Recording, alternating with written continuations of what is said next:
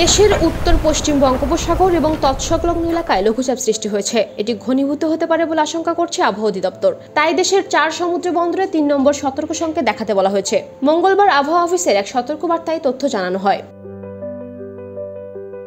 আবহাওয়া অফিস জানায়, লঘুচাপের প্রভাবে উত্তর বঙ্গোপসাগর, বাংলাদেশের উপকূলীয় এলাকা এবং সমুদ্র বন্দরগুলোর উপর দিয়ে দমকা ও ঝড়ো হাওয়া বয়ে যেতে পারে। এদিকে চট্টগ্রাম, কক্সবাজার, মোংলা ও পায়রা সমুদ্র বন্দরগুলোকে 3 নম্বর স্থানীয় সংকেত দেখাতে বলা হয়েছে।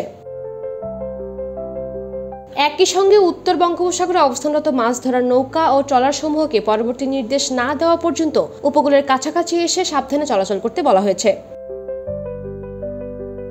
আবহাওয়া অধিদপ্তরের নিয়মিত বুলেটিনে বলা হয়, মঙ্গলবার সকাল 9টা থেকে পরবর্তী 24 ঘন্টায় রংপুর, রাজশাহী, ময়মনসিংহ, ঢাকা, খুলনা, বরিশাল, চট্টগ্রাম ও সিলেট বিভাগের কিছু কিছু জায়গায় অস্থায়ীভাবে দমকা হাওয়া সহ বিদ্যুৎ চমকানো বা হালকা থেকে মাঝারি ধরনের বৃষ্টি বা বজ্রসহ বৃষ্টি হতে পারে। সেই সঙ্গে সারা দেশের কোথাও কোথাও মাঝারি ধরনের ভারী বৃষ্টি হতে পারে। এদিকে মঙ্গলবার সকাল 6টা পর্যন্ত 24 ঘন্টায় সর্বোচ্চ 96 মিলিমিটার বেগে বৃষ্টি ঝরেছে সিলেটে।